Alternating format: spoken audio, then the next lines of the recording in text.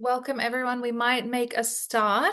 Before we begin, I would like to acknowledge that I am joining you from the unceded lands of the Boonwurrung people of the Kulin Nations and pay my respects to elders past and present. My name is Kate Rivington, and I am a lecturer at Monash in the History Department, and I will be chairing this session of the Making Public Histories series today.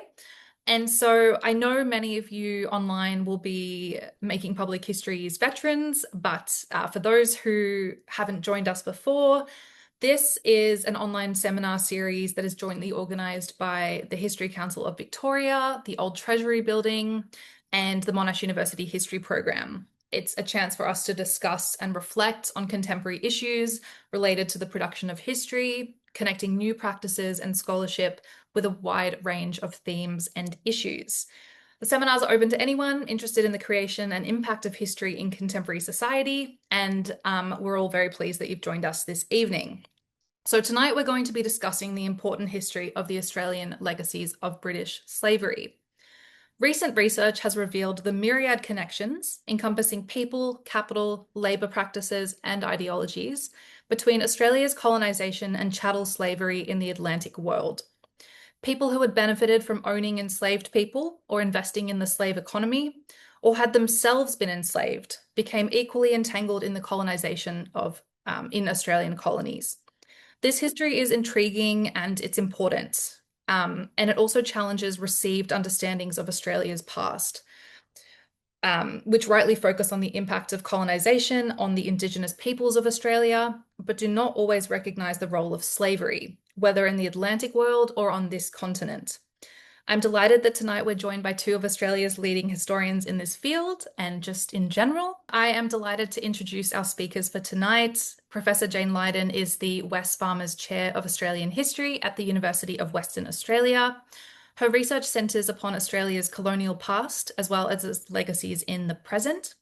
Her work has contributed to decolonising heritage and academic practice, and particularly debates regarding colonialism and Australian legacies of imperialism and slavery.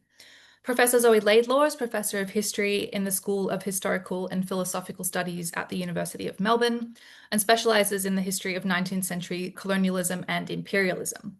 She has published widely on settler colonialism, Indigenous possession, imperial humanitarianism, and colonial networks. Together, they have co-edited a volume just published with Manchester University Press titled Legacies of British Slavery in Australia and New Zealand.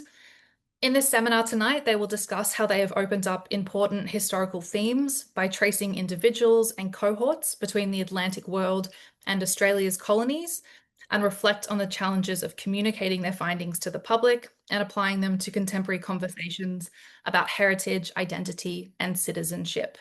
Thank you so much, Jane and Zoe. I will hand over to you. Thank you, Kate.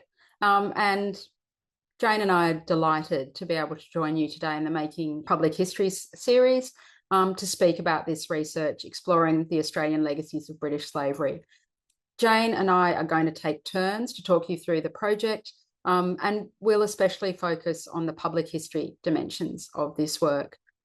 But before I begin talking about the project, I want to start by acknowledging that I'm speaking to you from Wurundjeri country in Melbourne, while Jane is joining us from the other side of the continent on the country of the Wajak people.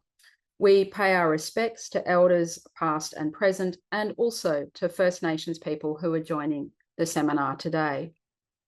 So I'm going to start with a little bit of background. Our talk draws on research that we've done with some wonderful collaborators, past and present.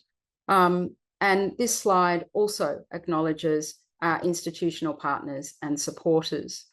If you're interested in finding out more about the research we talk about this evening, please do look at our project's website and our publications, and keep an eye out because there are more on the way. The special edition of the Australian Journal of Biography and History that you can see on the left is free to download. And our new collection, Legacies of British Slavery in Australia and New Zealand, published by Manchester Press, is just out. Sadly, it's not free. So I'm going to start by giving you a brief outline of the Atlantic slavery system and the term chattel slavery, and just very briefly, an introduction to how they have been understood. So when we're talking about chattel slavery, we're referring to how Europeans forcibly transferred Africans to the Americas, beginning from the late 15th century. In the Americas, these African people would become enslaved chattel. So that meant they were the property of European colonizers who bought and sold them. Enslaved Africans were owned, they were traded, and they were forced to labor across the Americas. And particularly by the 18th and the 19th centuries, they were laboring on plantations. Now, this trade in people, in African people, is often described as the triangular trade, and that's a movement illustrated in the top left of the slide that's on the screen now. Slave traders took this triangular trade operated in this way. Slave traders took commodities from Europe, often guns or cloth, to Africa in the first leg of that trade. And there they exchanged those goods for kidnapped people. Those people are then shipped across the Atlantic in what was known as the Middle Passage. And in total, it's estimated that about, well, more than 12 million Africans were subjected to that experience. And more than 1 million of those people would die just getting to the Americas. Finally, the commodities that those enslaved people produced on American plantations, and particularly you might think about sugar, cotton, and tobacco, would then be shipped back in the final leg of the triangular trade east to Europe and sold in Europe and Britain.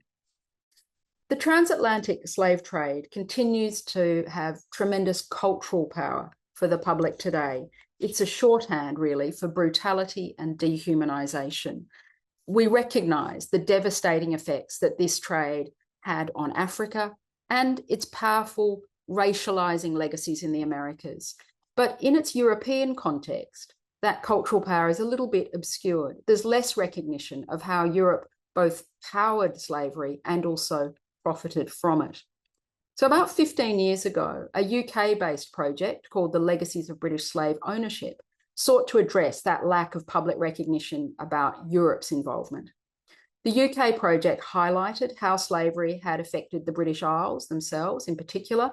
The researchers knew that profits from slavery had flowed back to Britain and that those profits had had long-term positive benefits for Britain's economy. But most British people had very little awareness of that history. So what they did know about was the abolition of slavery. Britain made the slave trade, that triangular trade, illegal in 1807, and it abolished slavery in its colonies in the 1830s. And especially during the 2007 bicentenary of the abolition of the slave trade, British politicians from all sides of politics invoked the idea that Britain historically had been especially committed to liberty. Museums, statues and monuments, and the school curriculum all reflected the idea that Britain was somehow an anti-slavery nation. And this was presented in 2007 as a good news story, particularly in contrast to contemporary coverage of some very negative legacies of empire, particularly to do with India and Kenya. But in fact, influential Britons had been working hard to present the UK as this kind of anti-slavery nation from the mid-1800s. Britain had shown, this story went, moral leadership in combating slavery, not just in its empire, but globally. Confusingly, that anti-slavery nation narrative skipped over the centuries of slavery that preceded abolition and simultaneously, I said it was confusing, simultaneously emphasised that Britain had made economic sacrifices as a nation to end slavery. So what they were telling was a story of morality trumping self-interest. Now, historians knew that this was not the whole story, and especially since the pioneering work of the Trinidadian historian Eric Williams back in the 1940s, historians had been debating what had happened and how it had been mythologized. Were Britain's motivations for ending the slave trade more to do with moral leadership and humanitarianism, or with what was in Britain's economic and geopolitical interests? What did it mean that the British government had made important compromises when they abolished slavery, like paying compensation to slave owners for the loss of their human property, but not compensating enslaved people themselves? And also, what did it mean for the anti-slavery nation narrative that Britain swiftly found other ways to coerce non-white labour forces and to move them around its empire? So here we're talking about imperial migration schemes that were unfair and brutal. These included bringing indentured workers from India to the Caribbean, to Mauritius and to Fiji, or indeed South Sea Islanders to Queensland's sugar plantations. Pioneering work was done on indenture and its parallels to slavery in the 1970s and 1980s. And Hugh Tinker and Kay Saunders did especially important work on this topic. And this is a good moment for me to pause and for Jane and I to pay our respects, especially to Kay Saunders, who very sadly passed away just in the last couple of weeks. Now, the British Legacies of Slave Ownership project sought to present evidence to Britain's public that would change their understandings of this history, that would do a bit of myth busting, if you like. And one thing that they did was to construct a publicly searchable database of slave owners from 1834, the moment of emancipation. Government archives detail every single claim that slave owners made in the 1830s for compensation at the point when their slaves were emancipated. £20 million of government money was distributed to those slave owners, and records had been kept of every individual who made a claim, their name, their address, the number of enslaved people that they owned, and where those enslaved people were registered, as well as whether or not the claim was successful. And this database revealed that about half of that £20 million, so about £10 million, was paid out to slave owners who lived in Britain. So those were the so-called absentee owners, those who invested in slavery and plantations in the Caribbean in particular, but from afar. Now, many of these British-based slave owners were very rich and very powerful. A good example is John Gladstone. He was the father of the future UK Prime Minister, William Gladstone. John was a merchant in Liverpool, and in the mid-1830s, he was party to successful compensation claims that totalled over £120,000 and related to more than 3,200 enslaved people. The LBS database also revealed that some of the UK's largest and most enduring institutions were deeply involved in slavery: the royal family, the Church of England, universities, major banks. And since the database's launch in 2014, it's contributed to something of a national soul searching in the UK, especially alongside movements that have emerged, including Black Lives Matter. These conversations, this way of presenting the historical evidence and bringing it to public attention, has also persuaded a range of British institutions to try and address their historical benefit from slavery. Now, this hasn't been an easy or a smooth process. And one thing that's clear is that even when we are talking about events from 200 or 300 years ago, events that reflect more on the nation than on individuals today, they can still provoke strong and almost visceral reactions and considerable defensiveness in the present. Now, understandably, descendants of those who benefited personally from slavery find it uncomfortable and sometimes confronting to be presented with evidence that encourages them to question the origins of their own wealth and privilege. But even those people who don't have that kind of direct personal connection can be unsettled by a challenge to their sense of national identity. And the discovery that there'd been about 200 years of PR whitewashing probably also has contributed to this defensiveness. Britain was represented to its citizens as an anti-slavery nation without ever really fronting up to the very consequential slavery nation part of that story. It's confronting to lay out so clearly how slavery's consequences continue to shape divergent life chances to this day, for the Caribbean in comparison to Britain, or for Black Britons in comparison to white. I'll just hand over to Jane. These big questions about the nation's history resonate in Australia too. Like Britain, we prefer to celebrate ourselves. There are interesting parallels between how Britain is grappling with its history of slavery and debates here about how we should deal with histories of colonisation that properly recognise Indigenous possession and disadvantage. In our project, initially, chattel slavery and Australian colonisation seemed quite distinct. Many Australians associate slavery with the United States or Britain's Caribbean slave colonies. Memorably, in 2020, Scott Morrison denied that there had ever been slavery in Australia, but there is much evidence to the contrary. For example, as a chapter by Anne-Marie McLaren in our new edited collection shows, Governor Lachlan Macquarie brought a man he bought as a slave in India to Australia when he arrived in 1810. And as First Nations people were quick to point out, so you can see here Yaru leader Pat Dodson, for example, they have experienced slavery in Australia since colonisation, even if in different forms here to the Atlantic world. Our book opens with a foreword by Badamaya scholar Dr. Carol Dowling and features a portrait by her sister Julie Dowling on the front cover, showing their Badamaya great-great-grandmother Melbourne, who was forced into domestic servitude in Western Australia. Another chapter in the book by Malcolm Albrook discusses how Nalama, Yinjibandi, Kariyarra, Nagala, and Thalanagi peoples of northwestern Australia were forced to work in the pearl diving industry in conditions contemporaries recognised as slavery. In Queensland, as Zoe has mentioned, as the work of pioneering historians such as Kay Saunders, Ray Evans and Clive Moore has shown, racialised labour coercion of South Sea Islanders bore many hallmarks of chattel slavery, often including kidnap, physical violence and punishment, and systemic non- or underpayment. These indentured labour regimes were connected to, but also diverged from, the Atlantic slave economy. Emma Christopher has been a major recent contributor to this work and writes about it too in our collection.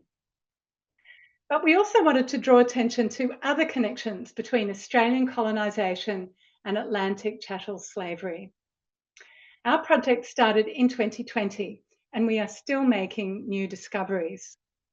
We began by using the UK Legacies of British Slave Ownership database of compensation payments to identify slave owners with links to the Australian colonies. That database threw up around 200 connections, some of which we're still fleshing out. We have focused especially on the colonies established around the time of emancipation. That's Western Australia in 1829, Victoria and South Australia in the mid-1830s. As Richard Broom's excellent map shows, a huge land grab happened in this precise period. We also see connections to New Zealand, which was established formally in 1840. In our book, Angela McLaren and Angela Wanhalla explore those New Zealand connections and what makes them similar or different to the Australian case. I just want to note very quickly here on the map, you can see very clearly as these historical phases advance, settlement initially focused by 1810 on Eora country and the country of the Palawa in Tasmania. By 1836, that's expanded significantly in New South Wales. But then by mid-century, that huge acceleration of taking up land that surrounds that moment of emancipation. The main reasons for our geographical focus on these southern colonies is that we wanted to explore that moment around abolition. Were resources, financial and human, from the Caribbean redirected to these new Australian ventures? If so, how did colonisers manage the transition between working or investing in plantation economies and establishing the largely pastoral economies that emerged in southern Australia at that time? We've really found copious evidence of these connections. Plantation owners from the Caribbean came to Australia's colonies. Merchants who traded in slave-produced sugar, cotton and coffee expanded or redirected their businesses to include Australia. Soldiers and officials who'd suppressed revolts of the enslaved in the Americas then came to mid-century Australia, sometimes then being implicated in massacres of Indigenous peoples. The descendants of enslaved people came to the Australian colonies too, sometimes hoping to find less racist societies. Now, some of these links emerged really clearly. Thomas Stewart Gladstone, for example, was the cousin of the British Prime Minister William Gladstone, And in the early 1800s, their fathers, the brothers Robert and John Gladstone, were two of the most successful West India merchants in Liverpool. And earlier I showed you the LBS database entry for John, the father of William. Now, as well as trading in slave-grown produce, these brothers themselves owned plantations and enslaved people and received enormous compensation payouts. And then they bequeathed much of this wealth to their descendants. Thomas Stewart Gladstone used some of it to invest in Victoria's Western District. And he was one of three partners, all of whom had been made wealthy by Atlantic slavery, to back the pastoralist Neil Black at Glenormiston with about £10,000. Neil Black would then go on to become well known in his own right as a very successful Victorian pastoralist, but he had no capital of his own to start with. So that investment from slavery was crucial to his success in Victoria. And Neil Black's links back to slavery haven't exactly been hidden, but neither historians nor the public have really thought their significance through. Our team has also examined sugar planters from Demerara, today Guyana, who started selling off their investments in enslaved people and plantations in the 1820s, so that is before emancipation. This followed the landmark Demerara Rebellion by the enslaved in 1823. Several of these families arrived in Western Australia in 1829 on its first fleet. The amount of capital that colonisers brought determined how much land they were granted in the new Swan River colony. Several former Guyanese planters received large land grants. In WA, they became involved in land speculation, in timber, in pastoralism, and in the violent expropriation of Indigenous land. Chapters by Xavier, Rita, and myself, by Jeremy Martins, and by Aoife Nugent explore these and other connections to Western Australia in our new volume.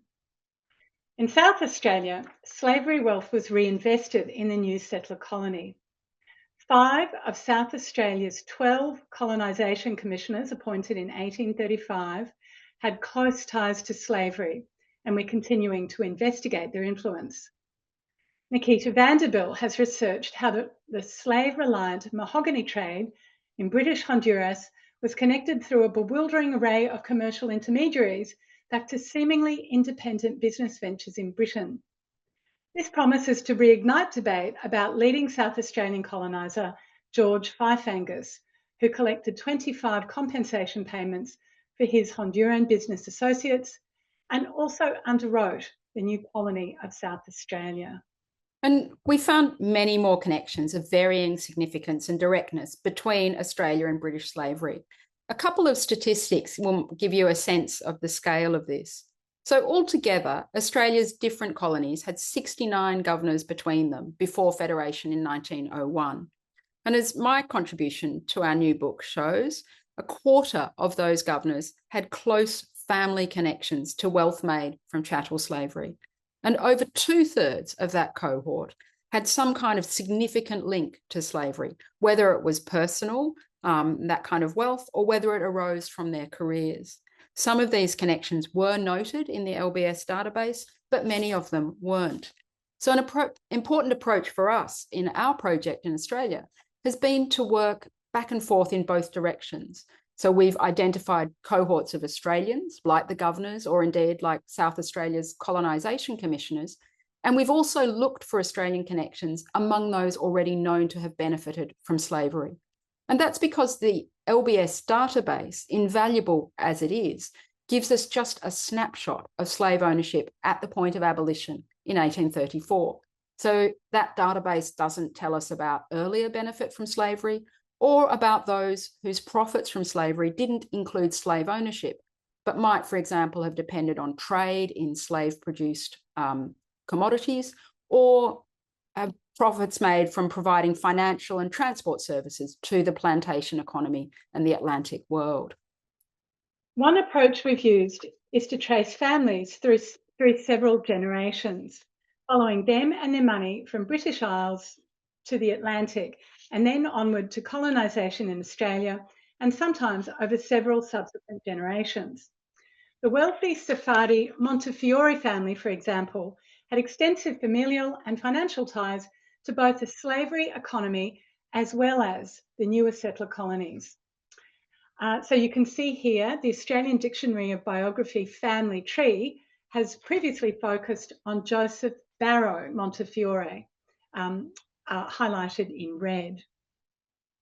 One very interesting figure is Jacob Montefiore, Joseph's brother, who was a merchant and son of Eleazar Montefiore, himself a merchant of London and Jamaica.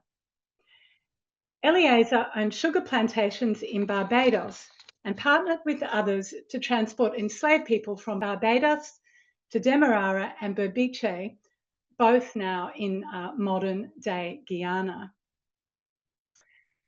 His younger brother, Joseph Barrow, was the subject of a 1967 Australian Dictionary of Biography. So as you can see here, it mentions Barbados, but provides no detail about slavery. It simply refers to the colonial trade. Caroline Ingram has now written a biography of the older brother, Jacob, which does detail these links. Among other activity, Jacob formed the merchant company Montefiore Brothers with Joseph, who emigrated to New South Wales. In 1834, Jacob became a committee member for the South Australian Association. Later that year, he was appointed one of the colonisation commissioners for South Australia. He was also a shareholder in the Australasian Bank, which along with Angus's South Australian Company were appointed as agents of the colonisation commissioners, as were other family companies, Montefiore, Brylash and Co, and Montefiore, Furtado and Co. He was a director and shareholder of the Western Australian Company. In 1852, he travelled to Victoria as the agent for the Rothschilds. During this time, he formed the company Jacob Montefiore and Co, which serviced the gold rush. Our project has benefited from the public interest in family history. People's willingness to share the painstaking work they've done on the family trees has been hugely helpful to us as we trace families over generations and between continents. Those of you who have done any genealogical work know how long it takes. No team of researchers could manage to reproduce this for hundreds or thousands of families. Our project would also have been impossible 20 years ago, before the digitisation of documents fundamental to tracing past lives.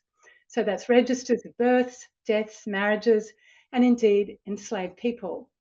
Records of assisted migration and shipping, searchable collections of newspapers, census data, almanacs and registries. Much remains uncertain, and there are frustrating gaps in what we can ever know, for sure. But our capacity to trace family movements around the empire is crucial to the project. We can often track, for example, where in the world successive children were born to their parents and access passenger lists printed in local newspapers.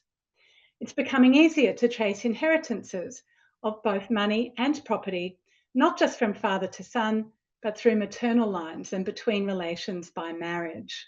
So I'm going to give you a quick sketch of one line that I've traced over several generations, which is particularly interesting in relation to Victoria. So the Clyde Company was started in 1836 by Scottish merchants whose fortunes were all generated from the Atlantic slave economy. These merchants formed the Clyde Company to take advantage of the opportunities that they anticipated opening up in Western Victoria, which was then on the cusp of its invasion. The company sent a manager, a guy called George Russell, who you can see on the slide, to the early Port Phillip district, and they entrusted him with about £15,000 of their money. They entrusted him to invest that in pastoral ventures. In Victoria, George Russell would set up stations primarily on Wadawurrung country and further to the west, and he participated in the violence and the dispossession characteristic of that phase of Victoria's colonisation. Now, George Russell made huge returns for the Clyde Company, but also for himself. Having begun life landless and without capital, he died in the 1880s as one of Victoria's wealthiest inhabitants. And Russell's children and his grandchildren received an inheritance that originated in wealth from slavery, but had then been multiplied by the violent settler colonisation of Victoria. And they used that inheritance to support local institutions that in quite a few cases propagated colonialism and celebrated its values.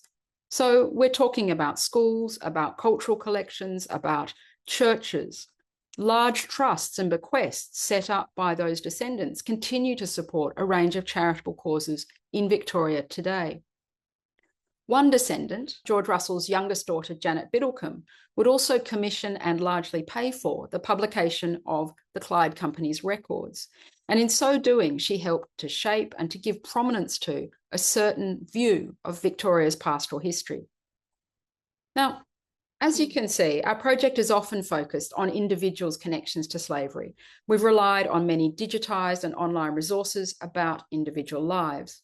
The Australian Dictionary of Biography, which is free and online, provides a wealth of information about people judged significant to Australia's history. While originally it was pretty skewed towards white men, projects to increase its coverage of women, of Indigenous peoples, and of non-white immigrants mean that it now offers an amazing and easily accessible repository of stories about significant Australian people. But of course, it doesn't include those not judged significant or in some ways representative of our nation. And also, like other similar dictionaries of national biography, it is structurally skewed to downplay connections to slavery. So this is where People Australia comes in. It is also run by the National Centre for Biography, but an individual simply needs an association with Australia's history. Our project is generating entries for those who embody connections between slavery and Australia. So this is the project page you can see here, and you can go and have a look at that if you're interested. Some highlight that people already in the ADB had connections to slavery that are overlooked or downplayed, such as Archibald Paul Burt, who you see here.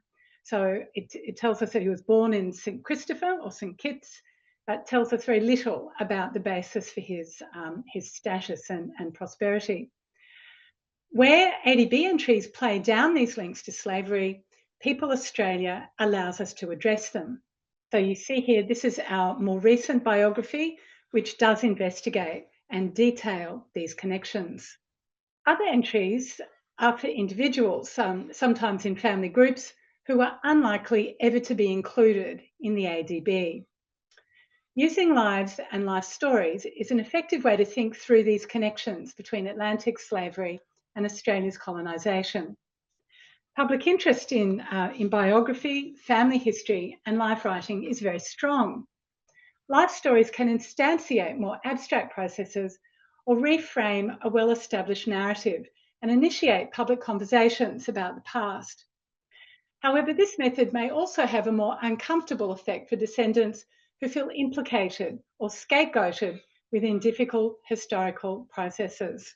An exhibition based on our project ran at the National Maritime Museum in Sydney between 2024 and 2025, curated by Isabel Smith and Paul Arthur of our team. The museum's head of knowledge, Dr. Peter Hobbins, reflected on the exhibition. He said, "Chains of Empire was a bold move for the Australian National Maritime Museum. This was the first time we addressed outright the question of slavery in Australia." Nevertheless, the exhibition had support throughout the museum, including strong engagement from our Indigenous programs team. The history was new to many staff, but all were convinced of its potent messages and the undeniable empirical evidence provided by the ARC-funded research team. So the exhibition traced just a few stories from the project. It was quite small, as you can see here, but the museum was able to ask visitors a couple of questions, 3 questions, about how the exhibition changed their knowledge and interest in this area. A popular interactive asked visitors to respond to these questions, and in particular this one, with 67% agreeing that the conditions endured by some workers in Australia in the past were a form of slavery. Notably though, you'll see that almost a third disagreed with that. They said that that was not slavery. As this audience knows, Australians' engagement with the past is changing. Although the formal study of history is in decline, its importance in everyday life is growing. We participate in national commemorations, reconciliation and truth-telling about Aboriginal and Torres Strait Islander histories, and we visit museums and galleries, for example. Popular media programs and grassroots explorations of the past, such as family history and membership of historical societies, are thriving. These practices shape Australian identity and citizenship. We see our project findings as contributing to a better understanding of Australian history and its global context, but also ultimately our heritage, identity, and citizenship. Although we're still coming to terms with the troubling aspects of these links to slavery, we believe that we need historical understanding and acknowledgement as a fundamental tool of political reconciliation. And I'll finish up by saying that we think that it's really important for Australia's historians and the Australian public to think about this larger imperial story a little bit more. Australians are already aware that convict transportation, for example, was part of a broader imperial story that included the American Revolution. And Australians with ancestors from the British Isles are often very well versed in the inequality and disadvantage that forced thousands of poor Britons and starving Irish into assisted migration to 19th century Australia. But what we're doing is hoping to increase public understanding of how slavery in Britain's empire was also part of this Australian story. And so chapters in our book by Keith McClelland and Hamish Maxwell Stewart begin this kind of framing work by writing slavery into big stories about convicts, workers, and emigration. As Australians, we clearly need to foster more nuanced understandings of what happened here before and since 1788. And we think that understanding what was distinctive to this continent or to parts of it and what fitted into a larger imperial pattern might help us rise to the challenges that this complex history has created for us. And I'm just going to finish with a slide acknowledging some of the many people who've helped us in this project, and pass back to Kate. Thank you, Zoe and Jane. I'm sure that everyone has thoroughly enjoyed that. Myself, just selfishly, just quickly reading the chapters that you both contribute and the introduction to your edited collection, I just found myself going, oh my goodness, these connections are absolutely, like, there are so many of them, and I just had no idea. So yeah, hopefully, as Jane and Zoe have said, unfortunately the book is not open access, but hopefully as many people as possible will be able to get their hands on their new edited collection. I will open the floor for some questions. It's 5:40, so hopefully we'll go until about 6 o'clock. And so let me just pop in. David Robinson has a couple of questions. The first one, what is the total volume estimated of Africans transported to the Americas? I might just quickly answer that for you guys. It's about 12.75 million, and I might get to his next couple of questions to throw to you both. With the abolition of slavery in the empire in the 1830s, it's my understanding that British-owned ships remained active in the transport of enslaved people. Is this accurate? And David also says, wonderful presentation. Was there any evidence of American slave owners bringing enslaved people from the United States? And I guess that's also something I wanted to know a little bit about as well. I know Emma Christopher's work on this is kind of in a bit more in this wheelhouse. And as an American historian, not just going to try to bring it back to that, but if you can speak to that question of, is there any evidence of American enslaved people coming to Australia? Do you want to answer? I'll answer that, shall I, Jane? Yeah. I don't think we have evidence that people who were still enslaved came to Australia, from America, although I wouldn't rule it out.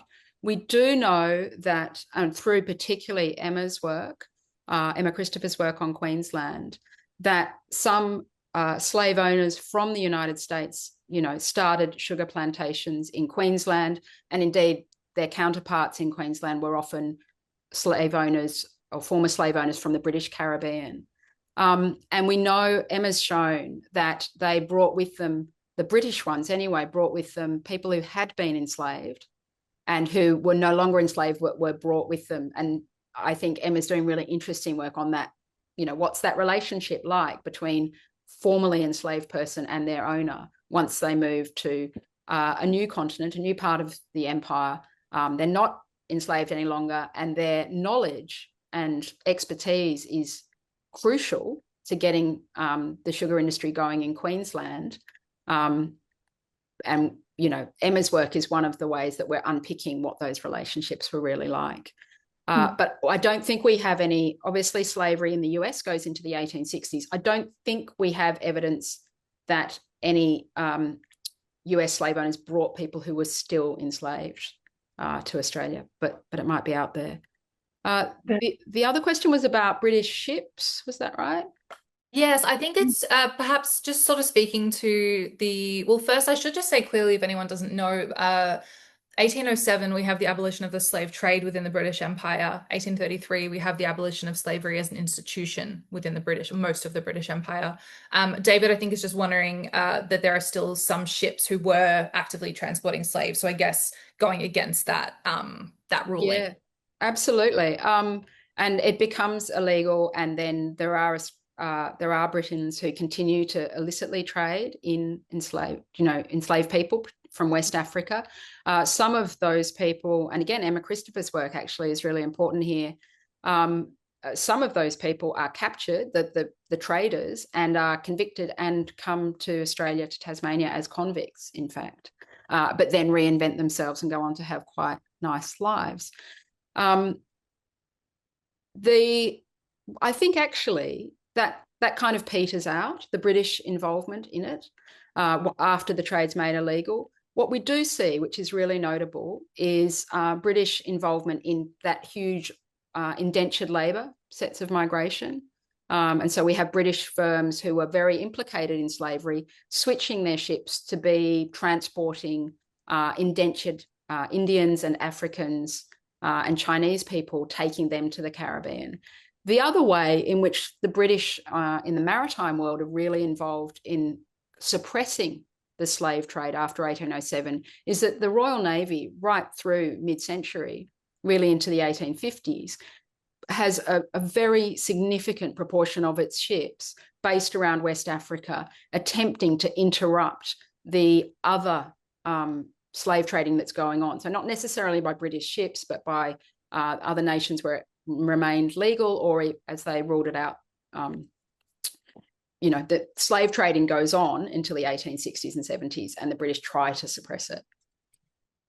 Jane, go. I might just jump in there too. And just going back to that that question about whether slaves were brought from the United States, we have uncovered several stories of British colonists bringing the formerly enslaved.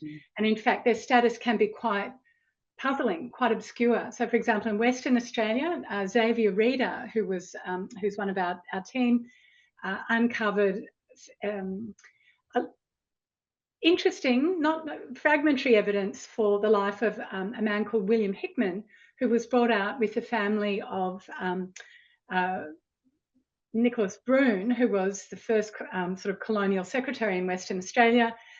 This man had been enslaved in Jamaica, and we think it's quite probable that he'd been owned by Brune's wife's sister.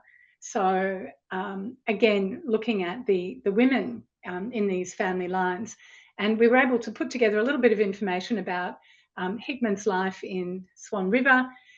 Very poignantly, he was arrested several times for larceny, and he said that he was stealing clothes and food to give to Noongar children, which indicates a kind of cross-cultural, cross-racial kind of sympathy between this man of colour and Noongar people. So I think that's also a really interesting aspect of these life stories that were not initially apparent to us, actually. Thank you, Zoe and Jane. I think it's fascinating, and that idea that you're saying that Emma Christopher is also speaking to about how that relationship develops once the status changes. But of course, we know in many ways it doesn't always change just because the law has changed. Margarita Stevens is wondering, I think referencing the Legacies of British Slavery database, was that database hidden in plain sight prior to 2014? So I guess, was that data, that they were funded to digitize, was it quite well known? Like, do we know much about that? So you might like to talk about the database. Yeah, sure. The database is only constructed from that project and was launched in 2014. The evidence was contained in huge calfskin bound volumes held at the UK's National Archives, several hundred of them, I think. And really, it wasn't that it wasn't known about. It was that until it was digitized, it was really difficult to analyze. So there was a huge effort to digitize those volumes at the National Archives, and then to construct a database that was searchable. And it's actually quite intuitive. It's got loads of information in it. And the team at UCL added lots of supplementary information that they worked out from family histories, from all sorts of other sources. So I think until they'd done that, and a lot of that was based on a PhD done by a guy called Nick Draper, who had worked in the city before, in midlife, deciding that he wanted to do a PhD and applying his financial skills to this enormous archive. And then it was possible to draw conclusions, like the one that I referenced in the talk, about roughly half of that compensation money being distributed to people who were based in the UK. So it wasn't all slave owners in the Caribbean. It was lots and lots of money, or people who were investing from a distance.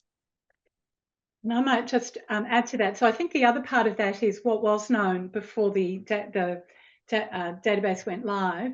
And of course, we've already mentioned a few times the pioneering work of historians like Kay Saunders and Ray Evans, Clive Moore, and so forth. So we did know something about these connections, but as Zoe's just mentioned, the great, it's such a powerful tool to be able to search for that snapshot or that moment in time.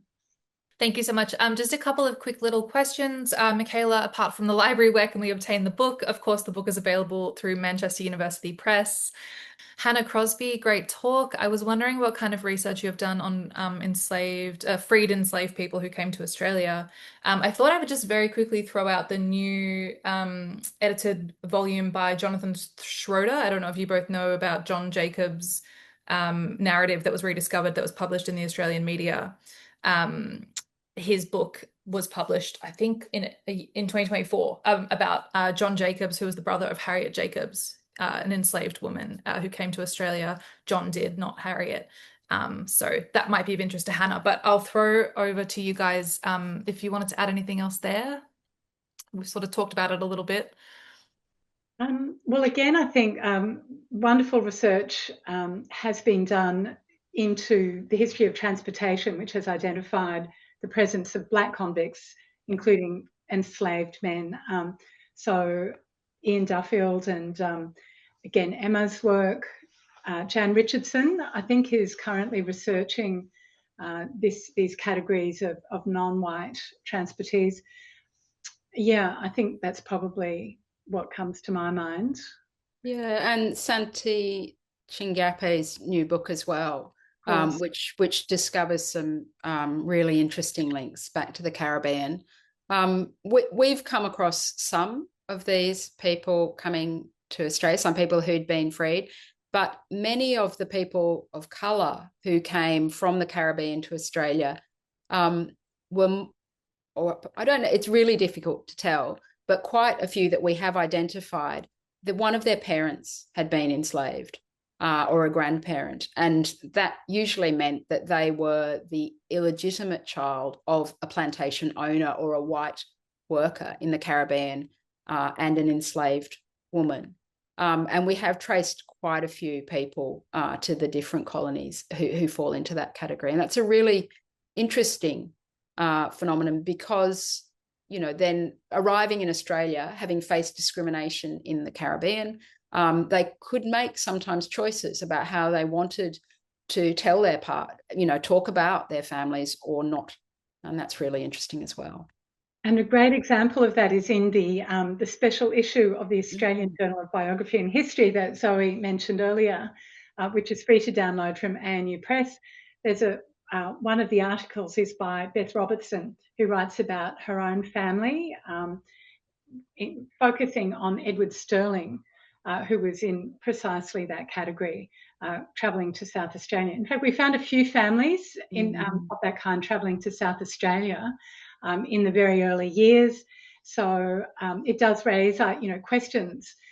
What were they hoping for? Were they hoping for a less racist society, and so on and so forth, which sadly doesn't always appear to have been the case. I think they were disappointed sometimes. Thank you both. Just David's response to your questions. Thank you for your responses. Love hearing the actual research truth in these webinars. Love it. A question from Kathy. Kathy's wondering about the New South Wales angle, because we know that Scott Morrison, when he backtracks on his comments about no slavery in Australia, suggests that he was speaking to the laws of the colony of New South Wales. Do you have much to add just in terms of like the New South Wales angle of it all? So Scott Morrison's comments probably responded to a rather cryptic comment made by the colony of New South Wales' first governor, Governor Phillip, who said, it's a new country and there will be no slavery in this new country. But he never said anything much like that ever again, and it didn't really relate to anything very concrete, and probably arose from the sort of general British sense that they were a people of liberty. So, it was not a very formal kind of proclamation or anything. And indeed, as I mentioned, Anne-Marie McLaren's chapter in our book does focus on Macquarie, who had enslaved young people in his household. In fact, several over his career. So, I think that those kinds of assumptions are quite misleading. And of course, in 1788, this is still almost 50 years before the formal abolition of slavery by Britain. So many, many connections, movement between it. So his work on the governors who have moved from slave colonies to Australia, I think has been really important. We have not focused systematically on New South Wales, however, so there's a lot of research there that remains to be done, and many of these links that remain to be uncovered. So I do want to talk about your post-topographical research on the governors. Well, I mentioned it in the talk, but I think we were stunned when we went through looking at, 69 governors, whether we're talking about New South Wales from 1788 to 1901 or the colonies that are started later, all their different governors, that 2/3 of them had some kind of connection to slavery. About a quarter, it's personal family connections and wealth. But the others had been involved, their earlier careers had taken them to the Caribbean, either because they were in the Navy, in some cases, lots of early governors were in the Navy, or because they had governed those colonies. And Australia, it's interesting to see these sort of hierarchies, especially through the mid-19th century. Australia becomes quite a nice destination for a governor. That's how it's regarded. So governors who had kind of cut their teeth in the Caribbean would then be transferred at a later stage in their career to Australia. But we think that there's quite strong evidence that they brought some of the attitudes to colonised subjects, by then emancipated slaves, with them to Australia. And we found them from across, the whole continent.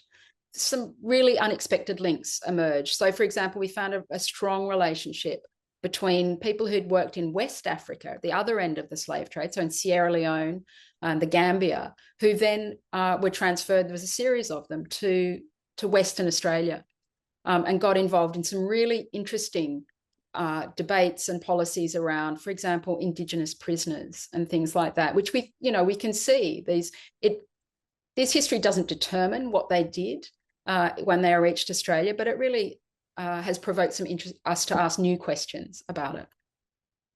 Thank you both. Michaela's question is speaking to, and I don't know how much you'll be able to say on this, wondering about miscegenation laws in the 19th century. Is this something that you would speak to, that you discuss much, or is it a little bit peripheral? We don't discuss it much, but there has been work done on it. point to Kat Ellinghouse's work off the top of my head, and other work too. There's been some fantastic work on that, but it hasn't really come into our project, which is much more focused on the mid-century, and that's a kind of slightly later phenomenon.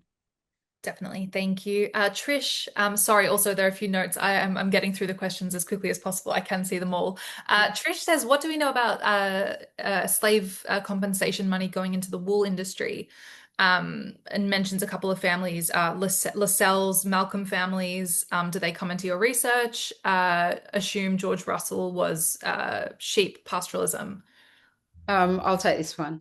Yeah, absolutely. And in fact, I didn't mention it in the talk, but there is an open access article that I published just recently in Australian Historical Studies, which looks at the flow of money generated from slavery into Western Victorian pastoralism, and which focuses on wool.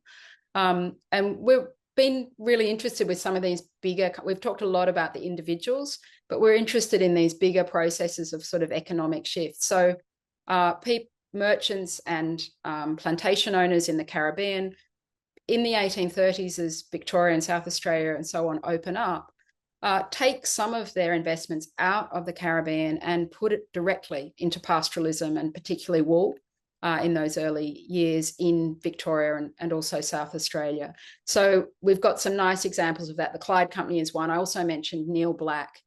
So that article, a bit of a self-promotion in the Australian Historical Studies, is open access. So if you just type Zoe Laidlaw, you'll find it.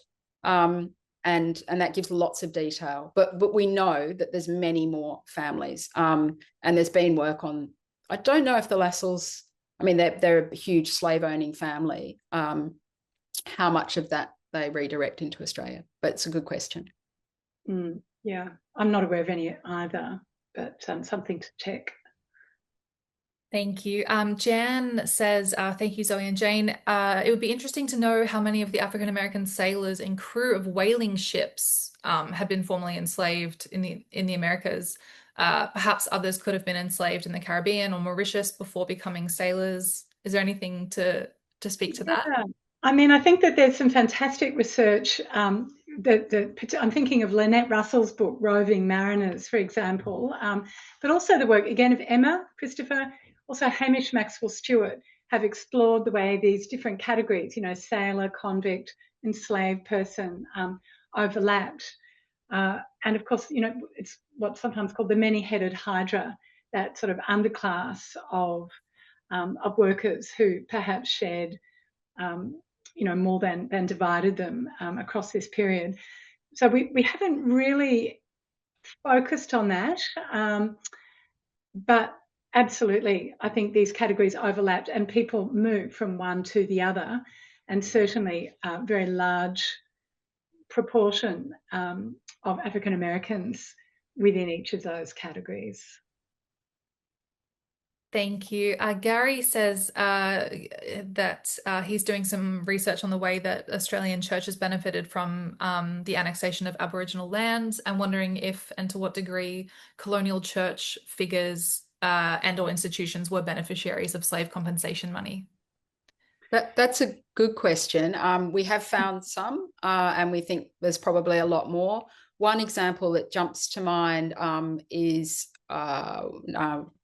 what's the name? Is it myriad, Jane, who's the Archdeacon of Adelaide? In fact, the governor, Henry Young, comes out and connects with his in-laws, the Marriotts. The Marriotts were a family in the UK with Caribbean interests that benefited enormously from slavery.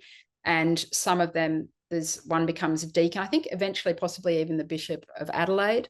Yes. So there's definitely, and because not all, but a significant proportion of those who benefited a lot from compensation and from slavery in Britain were of quite well-to-do families. They are the people who are providing some of the colonial bishops in this era. But we also have evidence of money flowing through philanthropic donations to various churches, so perhaps in much more modest ways. So I think it's terrific that Gary's doing that work, and I'm sure he will uncover lots, actually. And indeed, I think it's sometimes surprises people to find that the Anglican Church was a major beneficiary of slavery compensation funding because it had extensive holdings in Barbados and other slave colonies. So Codrington Plantation, can't remember the exact figure, but it was very significant payout to the church, which of course then flowed into other of its activities. Thanks, Jane and Zoe. There were convicts, Paula Byrne says there were convicts in New South Wales from the West Indies. Jan Richardson is working on them. I'm not sure of their status. That's interesting. Hannah McCulloch has a great question. Thinking about the visitor survey that you mentioned and those who didn't feel the forced labour in Australia equated to slavery, how do you think those museum visitors are defining slavery and distinguishing it from other forms of forced or coerced labour? Is there an element of denialism or lack of acceptance to Australia's ties to slavery? And I guess what I was thinking as well, I teach a history of slavery unit at Monash, and one of the grappling questions the students deal with is the lack of a concise universal definition of slavery, and just how that can be so confusing and hard to apply. Yeah. That's true, actually. Yes, we also talk about these definitions of slavery, and some people talk about a spectrum, or Orlando Patterson's classic definition, or bundles of rights. I think is an interesting approach. But I think that is a very important question, actually, because I think part of it. So the answer, how are they defining slavery? The exhibition set out to try and explore this, and to tell stories from First Nations Australians' perspective, which for First Nations people, this is something they immediately recognise, and they say, yes, of course, this was slavery. This was the experience of our ancestors and our families. Many non-Indigenous Australians, I think, have just never thought about it before. And like us, or like me, I'll speak for myself, at the start of our project, they saw the transatlantic slave trade as being quite distinct from what happened in Australia.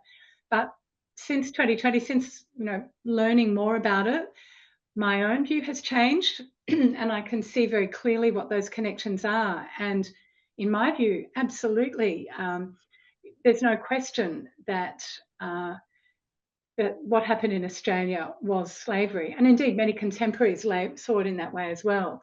So the question about denialism is a little bit different then from understanding that history and its nuances. And I would say yes, absolutely. Many of these, we always want to celebrate the past. It's always much harder to acknowledge these more troubling histories. And I think we've recently had a few public conversations where these sorts of attitudes have emerged quite clearly. I think Zoe has a recent example. Not sure whether you wanted to talk about the Facebook post. Oh, yeah, it was interesting because we've just got this book out. It was promoted on a Facebook, a very modest and considered kind of Facebook group. But some of the responses, some people immediately saying, oh, yes, there's slavery in Australia. Most people missing the fact that it was about legacies of British slavery in Australia. But some quite defensive comments saying, well, what about convicts? Or what about the Irish? And of course, we're really interested in those histories as well and the intersections. But this kind of, I think a defensiveness perhaps is the way to term it, that people, without perhaps coming along to a seminar like this or reading the book, their gut reaction is that didn't happen here, or it was worse for my ancestors. And that, I think, that's part of our national psyche, and it's something that Jane and I and many historians are seeking to kind of undo a little bit, or just to get people to ask questions and think about the answers with a bit more of an open mind. And I think we also, it's like truth telling in a more general sense. One of the challenges is that sometimes people refuse to acknowledge other people's experience or perspective. And so we've talked about how we feel that there is a need for new historical narratives that can accommodate diversity of opinion. You know, people talk about shared histories, but it's more perhaps about perhaps shared histories, but diverse memories of those histories.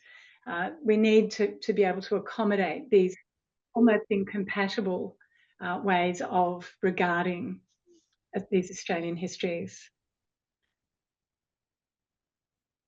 Amazing. Jennifer has a great recommendation for our audience. They might be interested in a podcast series done out of the University of Western Sydney, Caribbean Echoes, which covers stories of some individuals from the Caribbean transported to Australia, which sounds fantastic. Thank you. Jewett is asking, oh, sorry, Jane. Just said thank you for that. I'm making notes. Perfect. Stuart says, do we know of any whaling ships that had enslaved people? We've sort of touched on that. We don't know. Notes that they can't find references to enslaved people held on the Confederate ship Shenandoah that docked in Melbourne in 1865. I know that the copy of the diary of that, the log of that ship, or the diary of the captain, is at the State Library. So Stuart, perhaps they'll be able to help you out.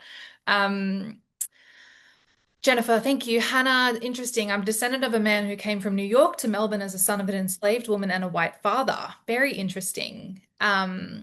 We're finding lots of such, well, not necessarily from the US, but when we were in Adelaide last week, I was speaking about, because the project continues. So this book, and we've been talking about sort of one part of the project, but we've just done, and I'm doing this with Nikki Henningham, who's one of our associates on the project, fantastic study of this ship, the Glen Tanner, which went all around the world and transported indentured Africans between West Africa and the Caribbean, but around those voyages was bringing migrants from the British Isles to different Australian ports. But also in between those, or it connects them up by bringing in 1853 about 130, I think, Jamaicans directly to Melbourne.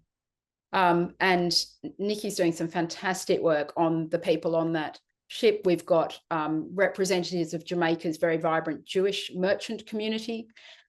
We've got a whole host of mixed race families, some of considerable wealth. We've got the son of plantation owners who'd benefited from compensation but had become a missionary and married the daughter of an enslaved woman, and they come to Victoria and they start moving around the state, involved in the early national schools.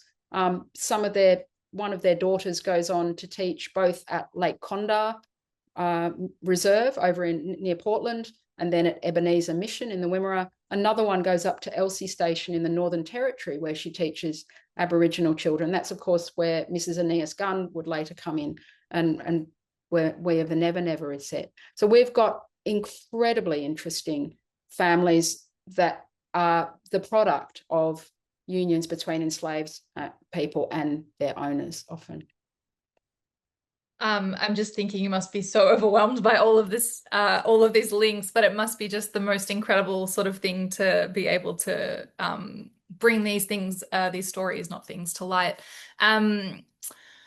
Trish made a point about the Lascelles. Someone was doing a doctorate on them, but hasn't been able to track it down. Doesn't have the details. Peter McPhee, a lovely comment, brilliant and revelatory. Oh my God, I can't say this word. Revelatory. Long day. Thank you all. Zoe's work on some of the great philanthropists involved with the founders of the University of Melbourne and its colleagues is more widely applicable as well. So thank you, Peter, for that comment. That is all the comments and questions. Hopefully I have gotten to all of them, and thank you for our wonderful speakers for their answers. And I do just want to thank Jane and Zoe so much for sharing their incredible research with us tonight.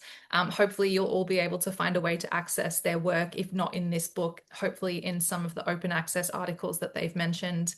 I'd also like to thank the team behind Making Public Histories, Stephanie Holtz and Molly McHugh from the HCV, and Margaret Anderson and Katie Dunning from the Old Treasury Building.